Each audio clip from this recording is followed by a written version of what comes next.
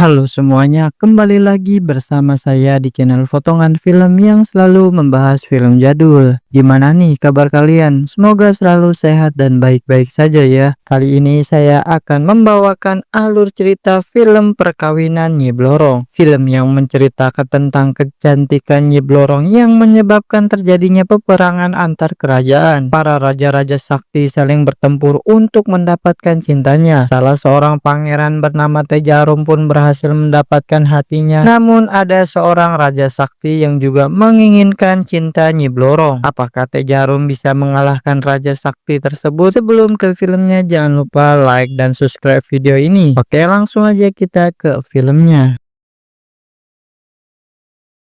Film dimulai dengan menampilkan perang antara kerajaan Medang yang dipimpin oleh Raja Dewata Cengkar dengan kerajaan Galunggung yang dipimpin oleh Raja Tejarum. Peperangan itu memakan waktu sekitar 40 hari 40 malam yang dimenangkan oleh kerajaan Medang yang dipimpin oleh Raja Dewata Cengkar.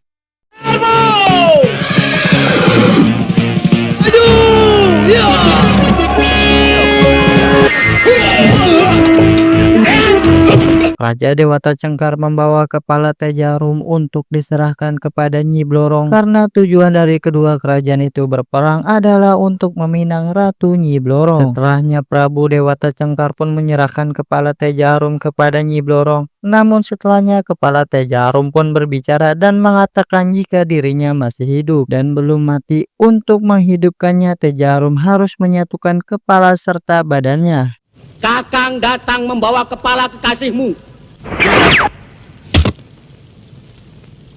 Ajanku Wijaya Kusuma, aku belum mati. Dengan itu Nyi Blorong pun menyuruh Prabu Dewata Cengkar untuk mencari badan Tejarum dengan alasan mas kawin yang diberikan belum sempurna. Dengan marahnya Prabu Dewata Cengkar pun mengancam kepada Nyi Blorong jika janjinya tidak ditepati, maka kerajaannya akan diluluh lantahkan oleh pasukan Prabu Dewata Cengkar. Para pasukan Prabu Dewata Cengkar pun mencari badan Tejarum, namun di saat mereka sedang beristirahat, ada seorang wanita yang menginginkan kepala Pangeran Tejarum. Wanita itu bernama Bayu Geni. Mandor!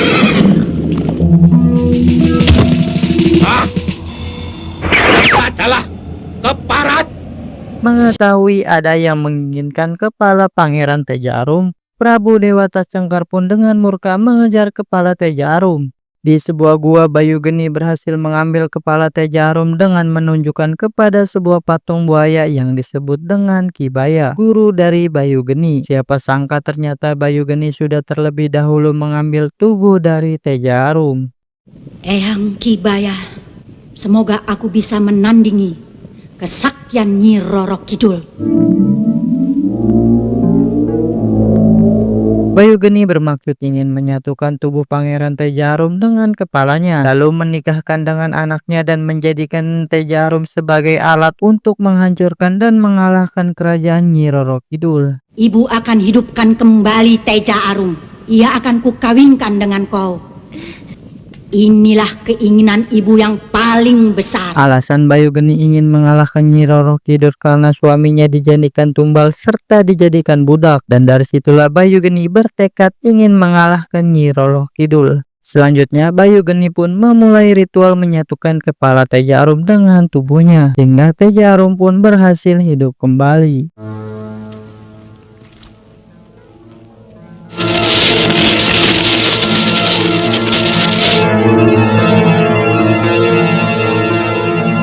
Di kerajaan Nyi Blorong, ia sedang mengadakan proses untuk memanggil Ibunda Ratu Nyi Roro Kidul.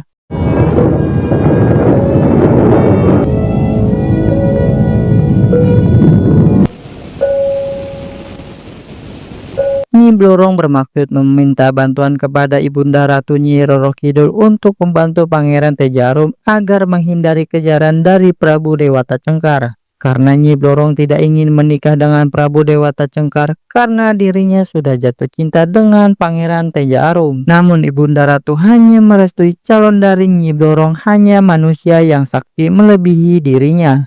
Di kediaman Bayu Geni ia sedang melangsungkan pernikahan anaknya dengan Pangeran Teja Arum.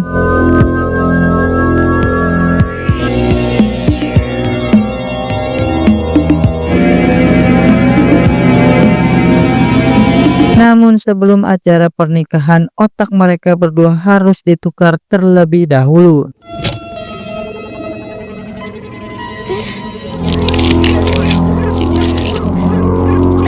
Dari luar, para prajurit Nyi Blorong mengetahui hal tersebut. Lekas mereka langsung melaporkan kepada Nyi Blorong. Di saat sedang proses pemindahan, otak Nyi Blorong pun datang langsung mengambil tubuh Pangeran Teja Arum dan langsung membunuh anak dari Bayu Geni. Aku memang dendam pada ibumu.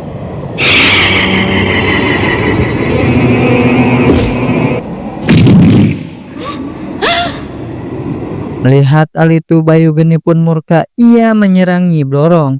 Namun serangan itu tidak berarti apa-apa bagi Nyi Blorong.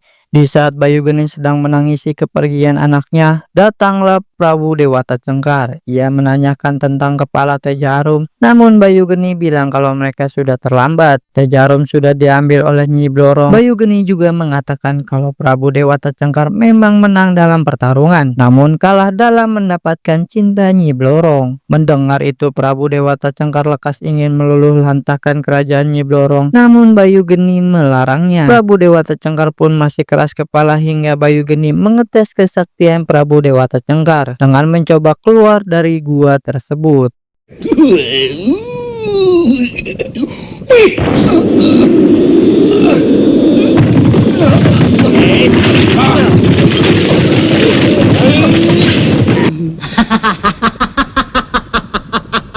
Setelah beberapa kali percobaan, Prabu Dewata Cengkar pun tidak mampu keluar dari gua tersebut. Bayu Geni pun menawarkan untuk bekerja sama agar menghancurkan kerajaan Nyi Roro Kidul dan kerajaan Nyi Blorong.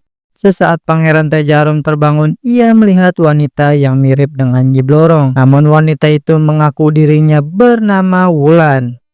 Karena sang Prabu Dewata Cengkar suka memakan wanita perawan, jadinya para begundal-begundal Prabu Dewata Cengkar menculik gadis yang sedang mandi di sungai. Mereka menculik dan menyerahkannya kepada Prabu Dewata Cengkar untuk dimakan.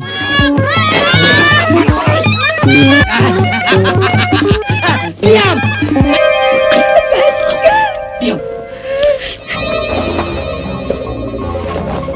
Namun Bayu Geni yang akan menjadi istri dari Prabu Dewata Cengkar pun melarang agar Prabu Dewata Cengkar berhenti memakan para gadis. Karena jika dirinya ingin menganut ilmu Malibaya, maka dirinya harus suci.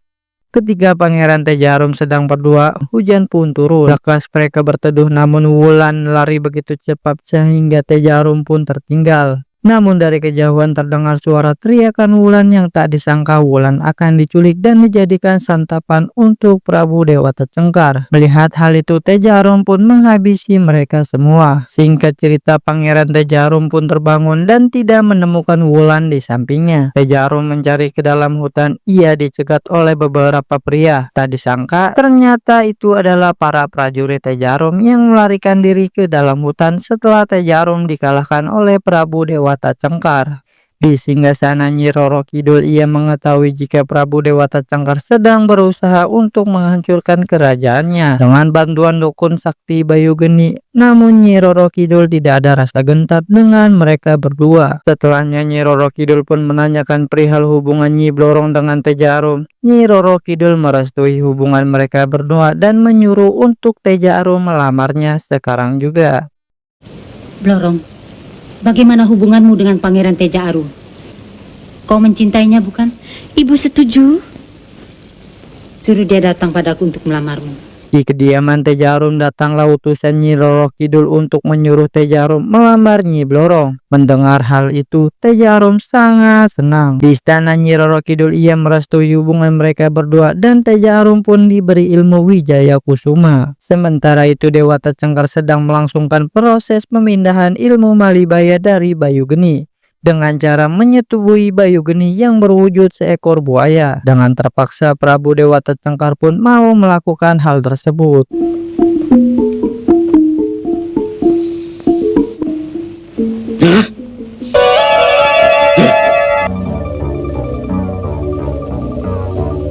Setelah proses pemindahan ilmu Malibaya, Prabu Dewata Cengkar mendapat kabar jika Nyi Blorong akan melangsungkan pernikahan dengan Pangeran Tejarum. Mendengar hal itu, Prabu Dewata Cengkar pun murka. Namun penasihat Prabu Dewata Cengkar bernama Ki Sentanu menyalahkan Bayu Geni atas hal ini. Ia menyangka jika Bayu Geni sengaja mengulur-ngulur agar Prabu Dewata Cengkar tidak jadi menikah dengan Nyi Blorong. Ki Sentanu menyuruhnya untuk membakar patung buaya keramat tersebut. Ampunkan hamba, Gusti Prabu. Nyi Blorong dan Pangeran Teja Arum akan melangsungkan perkawinannya. Prabu, agar tidak kehilangan waktu, bagaimana kalau istana Nyi Blorong kita serang lebih dahulu? Ini semua gara-gara Bayu Geni. Sebelum meninggalkan tempat ini, kita bakar buaya keramat itu. Dari belakang Bayu Geni mendengarnya, Bayu Geni akan menyerahkan ilmu Malibayanya. Namun dengan syarat Ki Sentanu menjadi wadalnya. Ki Sentanu pun bersedia.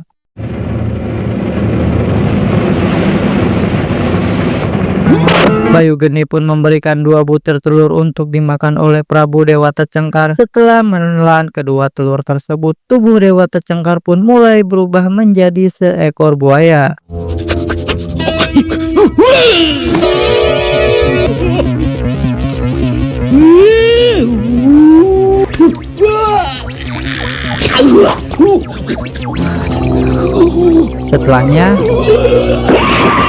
Setelah ilmunya sempurna, Prabu Dewata Cengkar menyerang Bayu Geni untuk membuat Bayu Geni tewas.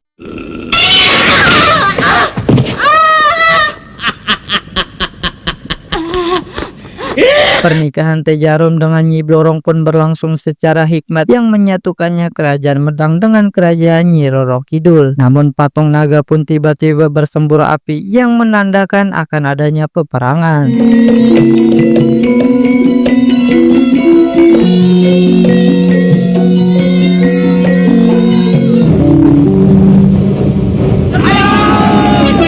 Ternyata yang menyerang itu adalah pasukan Prabu Dewata Cengkar. Dengan bersatu pasukan Tejarum dengan pasukan Nyi Roro Kidul bersiap menghadapi pasukan Prabu Dewata Cengkar.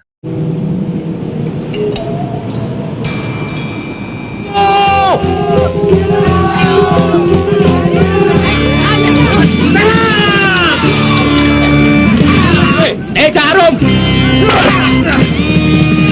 Ini aku ada di sini. Pertarungan pun sangat sengit di mana para pasukan Nyi Blorong berubah wujud menjadi ular dan menyerang pasukan Prabu Dewata Cengkar. Sementara 2 panglima antara kerajaan sedang bertarung, mereka seimbang yang menyebabkan mereka berdua tewas dua-duanya.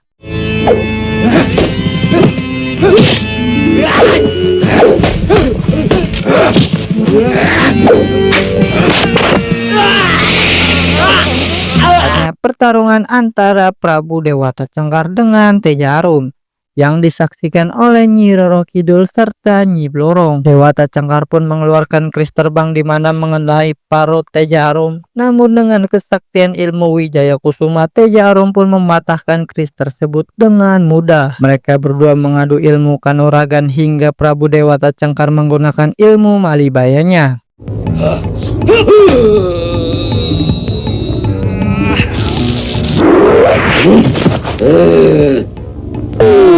Prabu Dewata Cengkar pun berubah wujud menjadi buaya sakti. Dengan begitu Tejarum sangat kewalahan menghadapinya. Melihat suaminya hampir kalah, Nyi Blorong pun memohon agar Nyi Roro Kidul membantunya. Hingga Nyi Roro Kidul pun memberikan sebutir telur. Dengan begitu Tejarum pun berubah menjadi wujud menjadi buto ijo.